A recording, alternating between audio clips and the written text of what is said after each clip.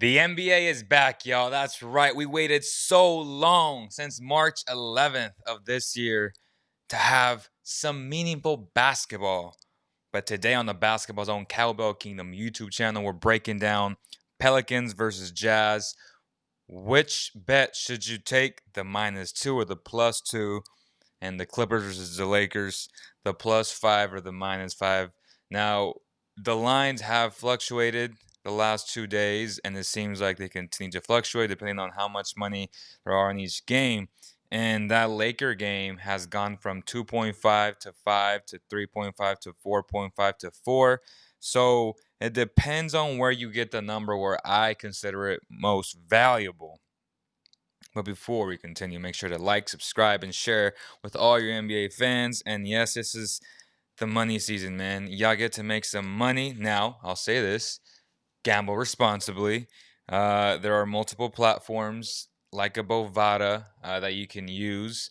Or if you're in the state of Nevada, you can go to Reno or Las Vegas. They have plenty of casinos who are accepting bets right now. And the games start at 3:30 p.m. Pacific time, 6 p.m. Pacific time. I can't wait. It's just such intriguing matchups all the way around, especially with the Clippers not having three of their main role players in Lou Williams, Montrezl Harrell, and Patrick Beverly.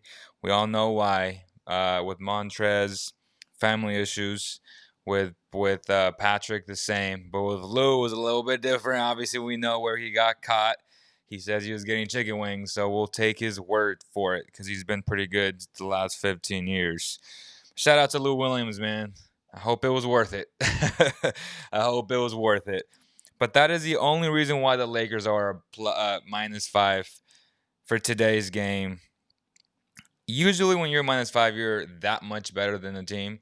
But we obviously know that when they're both healthy at full strength, that's not the case. The Lakers did win the last matchup 3 days before the pandemic hit, so it's very important to note that. But will Anthony Davis be at his best? He's going to use goggles today. I know his eye isn't at 100% yet, so we'll see how long he uses those goggles and if it affects his game at all. Will it affect his vision? We know they get a little bit foggy with a lot of sweat coming down all the time, so it'll be interesting to see how he manages the goggles looking like Kareem Abdul-Jabbar, though, man. So that is interesting in itself. LeBron James, what will LeBron James do? I think, as he stated, I think a few days ago, he said, I'll be shocked. I'll be as locked in as I can be under the circumstances. I won't cheat my teammates, I won't cheat our fans, and I won't cheat myself. I'll be ready to go. Now, those are words of the second best player of all time. Those are GOAT words of our generation. Those are the words that every NBA fan loves to hear because we know LeBron James does not cheat himself. We know LeBron James does not cheat the fans. But most importantly, we know LeBron James doesn't cheat the game of basketball. He loves it. He prepares like no other. And for that, you have to admire his greatness. I know a lot of you guys don't like him. A lot of you guys are haters. A lot of you guys are Michael Jordan disciples. But when it's time to see greatness for what it is, make sure you add LeBron James to that list of greatness because he's for sure on Mount Rushmore. He's for sure top 2 in NBA history already. He can retire today, and there shouldn't be any discussion on whether or not he's top 2. Now, some can argue that he's even top 1. Now, I won't be that person because I still believe Michael Jordan is the best. But let's go over the first game. Jazz, Pelicans, Zion Williamson, Donovan Mitchell.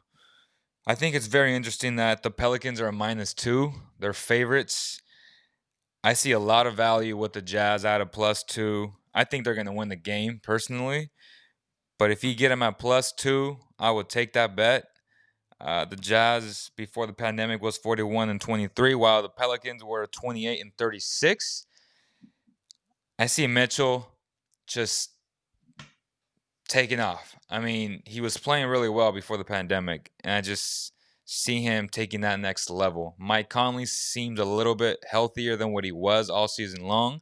he's going to be the X factor for the Utah Jazz, especially without Bojan Bogdanovic. It's going to be tough, though, because how do you replace 20 points a game? Well, that means other guys have to supplement that and just contribute in different ways. So Mike Conley needs to go back into his timeline, into that time machine, and bring back the Memphis Grizzlies version of Mike Conley. That great point guard that was regarded as the most underrated player in the league for plenty of seasons, for multiple seasons. That guy needs to show up in the playoffs, in the NBA bubble, for at least the next 8 games, and especially for the playoffs once they begin. So I see a lot of value at +2 for the Utah Jazz. Let me know if you agree or disagree. Drop the comments below. Now this show or this preview won't be very long. I just want to come on here and give you guys my picks for the game.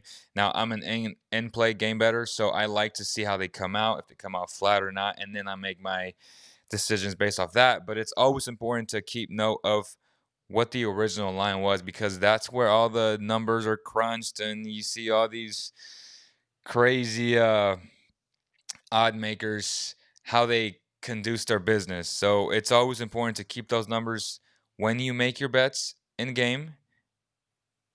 So I would wait, but if you had to bet pre-bet and you want to parlay some stuff, I would take the Jazz at +2 for sure.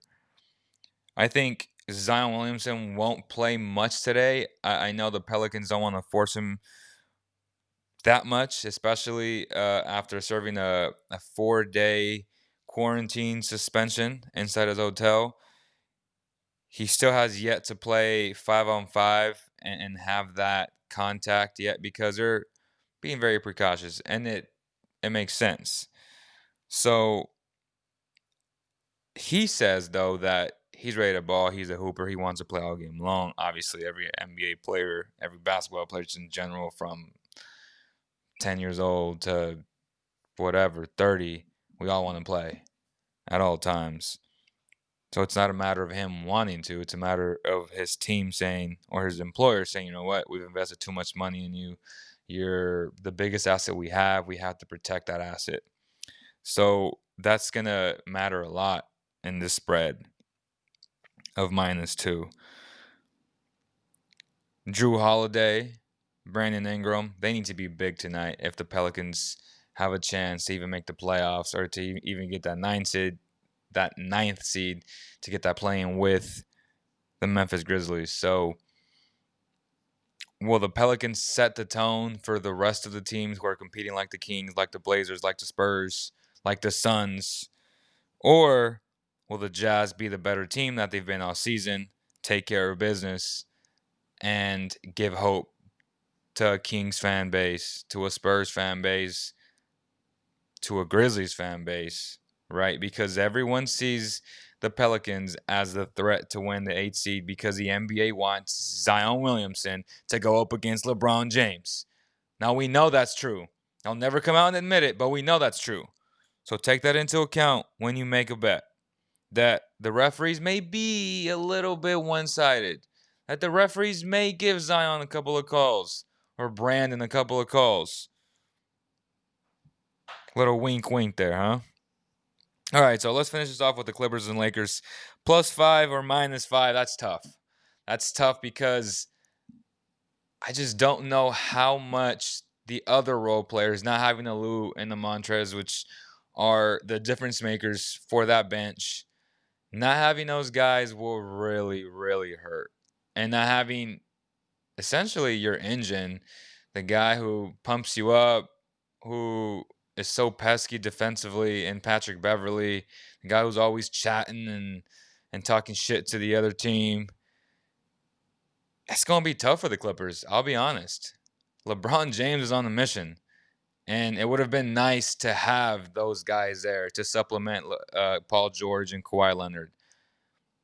So for that reason alone, and even though I feel like the vast majority of the masses will go Lakers, and you would say, well, go in the contrary, right? Go against what everybody else is doing.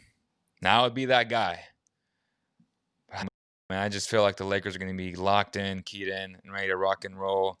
And not having that depth is going to hurt. You're going to need a monster game from Kawhi. You're going to need a monster game from Paul George. It's very possible. They're both great players, both in the top 10 without question. So I would wait. I would wait for that game. Like, I'm going to wait for that game. I have to see it, visualize it, feel it before I make that bet. But if I had to make a bet pregame, I would take the Lakers at -5. The worst, you get a push. As a matter of fact, I would buy half a point and get them at 4.5. That'd be the safe bet because you want to go through all that stress. They're up by 10 or 11 the whole game. Then the Clippers make a small little surge down the stretch, and they bring it down to 5 because of free throws or because of a lame 3 at the end of the buzzer. And you get screwed. So I would buy the extra half point and get them at -4.5.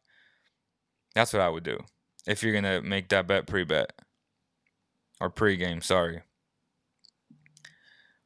But one number that if you can get is the Clippers at 9.5, 10.5. If they get down early, it's going to be a game of runs. Kawhi is going to be spectacular. He's going to put on a defensive showdown. And I would look for those numbers. Like, I personally would look for a 9.5, 10.5 if it gets down to that point. Now, if you get the Lakers on money line, then get the Lakers on money line. Like, if the Clippers get off to a great start and that -5 goes down to -1.5, get ready to unload at money line. And if you get a +105, +110, hit that number real hard. Hit it hard, man. But that's pretty much it. Let me know if you guys agree or disagree. What number do you have in mind if you are an in-play bettor? If you enjoyed this content, y'all, make sure to share this content, like it, subscribe to this YouTube channel. I appreciate all the support. Make sure to follow us on Instagram at BasketballZoneOfficial for daily NBA content. I'm your host, Leo Bias, and I'll see you guys on the next one.